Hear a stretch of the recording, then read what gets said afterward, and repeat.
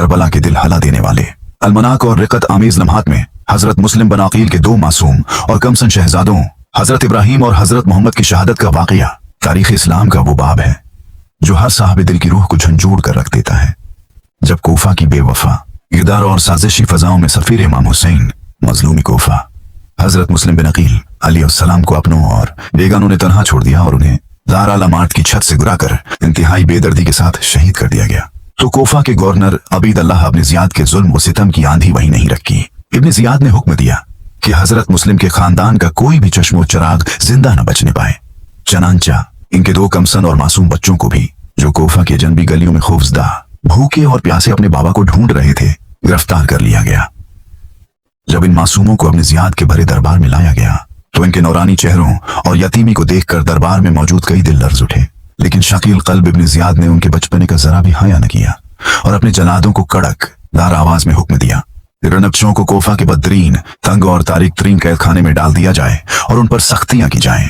ये कैद खाना कोई आम जेल नहीं थी, बल्कि जमीन के अंदर खोदा गया एक ऐसा अंधेरा और तंग गढ़ा था जहां सूरज की एक किरण भी नहीं पहुंचती थी और दिन रात का फर्क महसूस करना नामुमकिन था। इब्न जियाद ने कैद खाने के दारोगा मशकूर को बुलाकर सख्त ताकीद की कि उन बच्चों पर किसी कसम का रहम न खाया जाए। उन्हें दिन में सिर्फ एक बार जली हुई सूखी रोटी का टुकड़ा और गर्म पानी का एक प्याला दिया जाए ताकि ये आहिस्ता आहिस्ता घट घट कर मौत के मुना में चले जाएं। ये मासूम शहजादे जो मदीना मनूरा की खुली और खुशबूदार फजाओं के आदि और रसूल अल्लाह के घराने के लाडले थे, अब इस वहशतनाक कैद खाने की तारीकियों और मिट्टी पर पड़े थे। दिन गुजरते गए और महीने बीत गए, यहाँ तक कि 1 साल का तवील और कठिन उर्सा इन नादान बच्चों ने उसी तुनहाई और घटन में गुजार दिया। उनके रेशमी लिबास तार तार हो चुके थे, गुलाब जैसे चेहरे मुरझाकर जर्द पड़ गए थे और जिस्म नकाहत से कांपने लगे थे। इनका मामूल ये था कि वो दिन को रोजा रखते और रात भर अपने रब के हुजूर सजदे में रो रो कर दुआएं मांगते। जब रात की खामोशी में खौफ उन्हें सताता तो दोनों भाई एक दूसरे के गले लगकर अपने बाबा मुस्लिम को याद करके सस्कियां भरते। एक रात बड़े भाई ने छोटे भाई के सर पर हाथ फेरते हुए कहा, ए मेरे प्यारे भाई, हमें इस कैद की सोबतें बर्दाश्त करते हुए 1 साल गुजर चुका है। हमारी उम्रें यहाँ मिट्टी में रोल दी गई। क्यों ना हम इस दारोगा को अपना तारुफ करवाएं।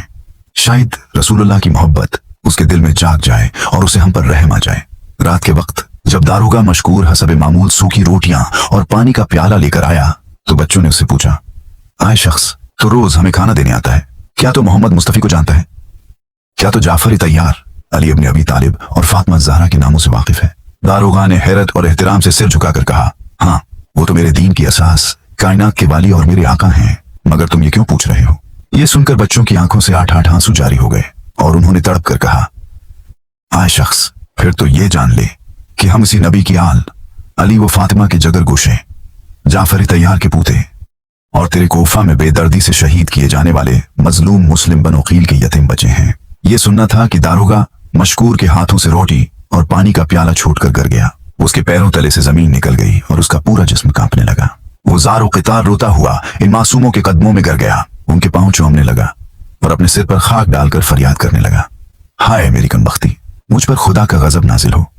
मैंने पूरे 1 साल तक अपने नबी की आल पर इतनी सख्तियां की। ए आले रसूल, मुझे माफ कर दीजिए। उसने उसी वक्त कैद खाने का दरवाजा खोला, बच्चों के लिए अच्छा खाना मंगवाया, उनके उलझे हुए बाल संवारे और जब रात का अंधेरा गहरा हुआ तो इन्हें बाहर लाकर मदीना की तरफ जाने का रास्ता दिखाते हुए कहा, आए मेरी जान के टुकड़ों, रात के अंधेरे में सफर करना और दिन की रोशनी में किसी गार या दरख्त के साए में छिप जाना, क्योंकि अपने जियाद के सफाक जासूस और इनाम के लालची शिकारी हर तरफ फैले हुए हैं। खुदा तुम्हारा हामी व नासिर हो। दोनों कमसन बच्चे जिन्हें रास्तों का कोई इल्म नहीं था और जिन्होंने कभी तन्हा सफर नहीं किया था, रात की भयानक तारीकी में कोफा के बाहर बयाबानों और तपते सहराओं की तरफ निकल पड़े। नंगे पांव रास्ते के नोकीले कांटे और सख्त पत्थर सहते हुए वो गिरते पड़ते सारी रात चलते रहे, यहाँ तक कि उनके नन्हे पांव छालों से भर गए और उनसे खून रसने लगा। जब सुबह की पहली किरण नमूदार होने लगी तो वो खौफजदा होकर एक घने खजूर के बाग में दाखिल हो गए, जहाँ एक बुलंद दरख्त के पत्ते झुके हुए थे और नीचे एक ठंडा चश्मा बह रहा था। प्यास और थिकन से चोर बचे उस दरख्त के ऊपर चढ़कर पत्तों के दरमियान छिप गए ताकि कोई दुश्मन उन्हें देख न सके। सुबह के वक्त उसी इलाके की एक खादमा इस चश्मे पर पानी भरने आई। जैसे ही उसने अपना बर्तन पानी में डाला तो पानी के शफाफ आईने में उसे आसमान के 2 चांद जैसे खूबसूरत और मासूम चेहरों का अक्स दिखाई दिया। वो हैरान रह गई और जब उसने ऊपर देखा तो 2 मासूम बच्चे सहमे हुए एक दूसरे का हाथ पकड़े बैठे थे। खादमा ने पूछा, अरे बच्चों, तुम कौन हो और यहाँ क्यों छिपे बैठे हो? बच्चों ने रोते हुए कहा, आए नेक खातून, हम परदेसी यतीम हैं, कोफा के कैद खाने से जान बचाकर भागे हैं। हम मुस्लिम बिन अकील के बच्चे हैं। वो खादमा दिल से अहल बेटी अतार की मोहब्बत रखने वाली थी।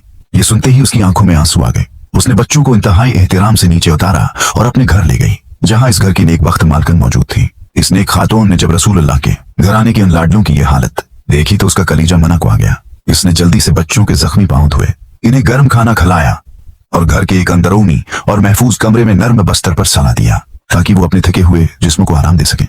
लेकिन अफसोस, तकदीर को कुछ और ही मंजूर था। यह घर कूफा के एक इंतहाई शकील कल्ब, जालिम, बेरहम और लालची शख्स हारिस का था, जो इस वक्त घर पर मौजूद नहीं था। दूसरी तरफ अबीद अल्लाह इब्न जियाद को जब बच्चों के कैद खाने से फरार होने का इल्म हुआ तो वो गुस्से से पागल हो गया और उसने पूरे कोफा में ढंडूरा पटवा दिया कि जो कोई भी मुस्लिम के बच्चों को जिंदा या मुर्दा पकड़ कर लाएगा उसे हुकूमत की तरफ से 1000 दिरहम और 1000 दीनार का भारी इनाम दिया जाएगा। हारिस उसी माल व दौलत की लालच में 2 दिन और 2 रातों से अपने घोड़े पर सवार सहराओं, बस्तियों और वीरानों की खाक छान रहा था कि किसी तरह वो बच्चे इसके हाथ लग जाएं और वो अमीर कबीर बन जाए। आधी रात के करीब हारिस थक का हारा गुस्से और नाकामी की आग में जलता हुआ अपने घर लौटा। उसने जोर से दरवाजा खटखटाया।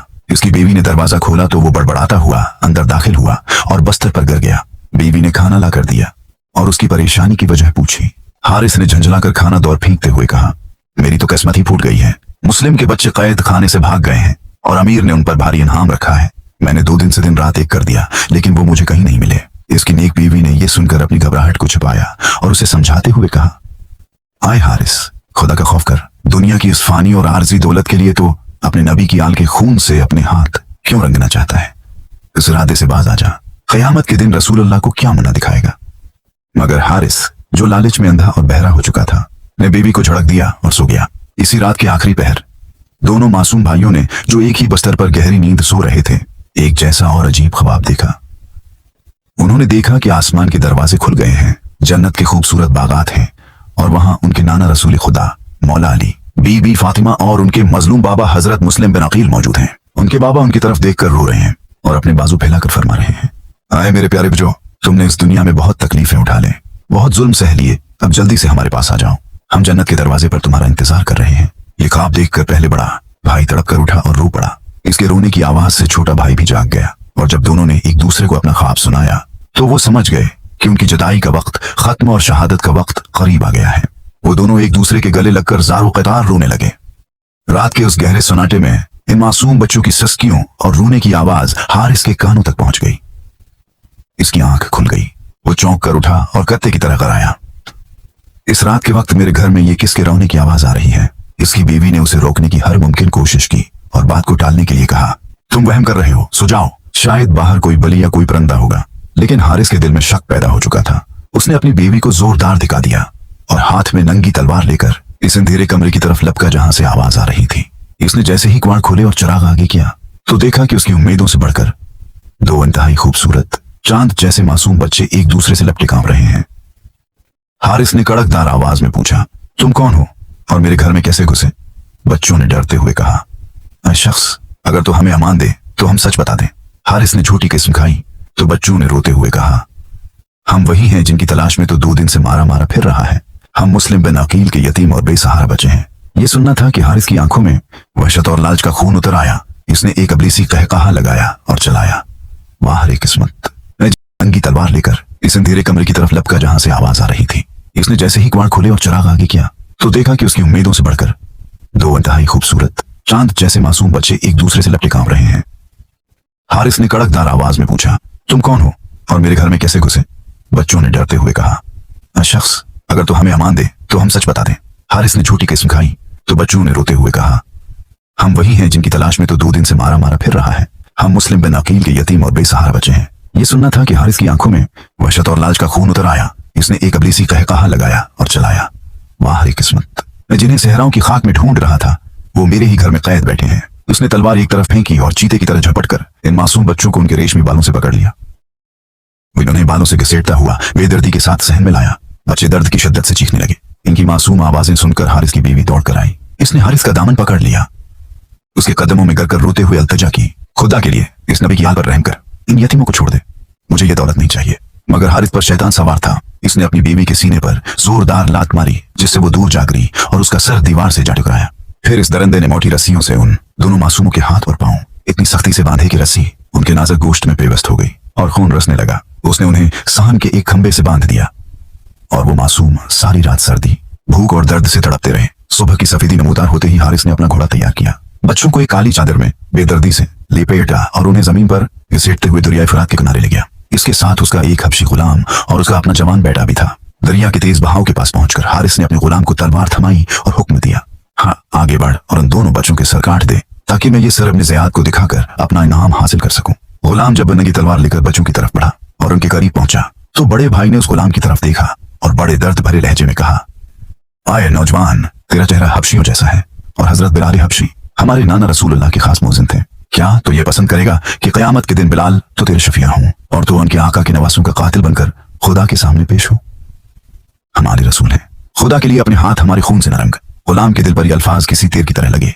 इसका पूरा बदन लर्ज गया और आंखों से आंसू जारी हो गए। इसने तलवार जमीन पर फेंक दी और हारिस पर लांत बेचते हुए कहा, मैं आले रसूल का कातिल नहीं बन सकता। और ये कहकर वो दरिया में कूद गया और तीरता हुआ दूर निकल गया। हारिस गुस्से से पागल हो गया। इसने जमीन से तलवार उठाई और अपने सगे जवान बेटे को दी और कहा, तुम उनके सर काटो, जब मुझे इनाम मिलेगा तो आधा तुम्हारा होगा। इसका बेटा जब बाप के हुक्म पर तलवार लेकर आगे बढ़ा तो छोटे भाई ने रोकर उसकी तरफ देखा और कहा, आए नौजवान, तू भी तो किसी का बेटा है, तेरे बाप का साया तेरे सर पर है।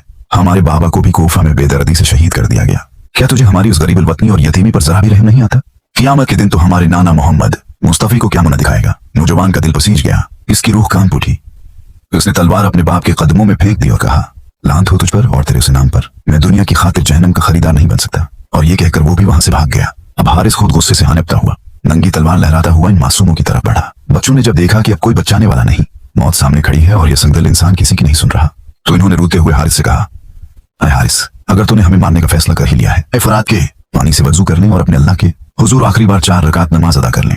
हारिस ने हकारत से तलवार लहराई और कहा, जाओ, जितनी नमाज पढ़नी है पढ़ लो, आज तुम्हारा खुदा भी तुम्हें मेरे हाथों से नहीं बचा सकता। दोनों मासूम भाइयों ने दरियाए फरात के ठंडे पानी से वजू किया। उनके नन्हे हाथ कांप रहे थे और आंखों से गुरिया जारी था। इन्होंने फिरात के किनारे रेत पर खड़े होकर अपने रब के हुजूर जिंदगी की आखिरी नमाज शुरू की। उन्होंने नमाज के दौरान इतने रिकत आमेज सजदे किए कि फरात की रीत उनके आंसुओं से गील हो गई। नमाज मुकम्मल करने के बाद दोनों भाइयों ने आसमान की तरफ मुना किया, अपने नन्हे हाथ उठाए और गड़गड़ाते हुए दुआ की, आए हमारे परवरदिगार, तो अलीम व खबीर है, तो देख रहा है कि हम बेगुनाह बच्चों पर क्या जुल्म हो रहा है। ए अल्लाह, हमारे और इस जालिम के दरमियान दुनिया और आखिरत में इंसाफ फरमा और हमें जल्द हमारे बाबा मुस्लिम से मिला दे। दाम मांगने के बाद अब वो घड़ी आ गई जिसका ख्वाब उन्होंने देखा था। हारिस तलवार सौंप कर आगे बढ़ा।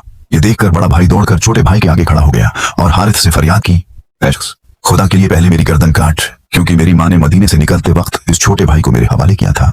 मैं अपनी आंखों के सामने अपने छोटे भाई को तड़पता और ज़ब्ह होता नहीं देख सकता। ये सुनकर छोटा भाई तड़प कर आगे आया। उसने बड़े भाई को पीछे धकेला और हारिस के सामने खड़ा होकर बोला, नहीं है हारिस, पहले मुझे ज़ब्ह कर, मैं अपने बड़े भाई का कटा हुआ सिर और खून में डूबा हुआ जिसमें देखने की ताकत नहीं रखता। दोनों भाई एक दूसरे से लपट गए, एक दूसरे का मुंह चूमने लगे और जार वक़ितार रोते हुए एक दूसरे को बचाने के लिए हारिस के वार के आगे आने लगे। आसमानों पर फरशते उन मासूमों की इस बेमिसाल मोहब्बत और कुर्बानी पर खून के आंसू रो रहे थे, लेकिन जमीन पर मौजूद उस इंसान निम्मा दरंदे हारिस के दिल में जरा बराबर भी रहम न आया। उसने आगे बढ़कर बड़े भाई को बालों से पकड़ा, उसे बेदर्दी से जमीन पर पिछाड़ा और छोटे भाई की दिलखराश चीखों, पुकार और मंतों के बावजूद इंतहाई बेरहमी से उस मासूम शहजादे की गर्दन पर खिंजर चला।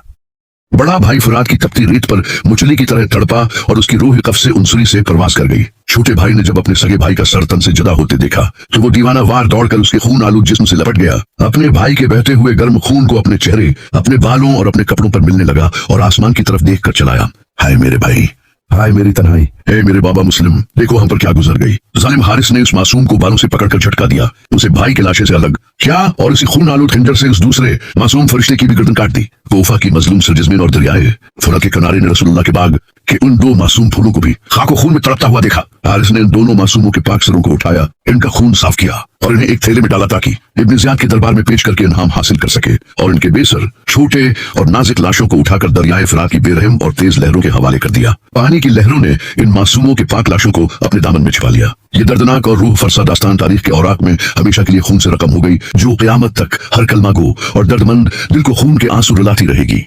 अगर आपको यह सफरनामा करबला पसंद आ रहा है, ऐसे मजीद वाक़यात देखने और सुनने के लिए चैनल को सब्सक्राइब करें और कमेंट में अल्लाह ताला का कोई भी सिफाती नाम लिखकर कमेंट कर दें। जज़ाकल्लाह खैरा।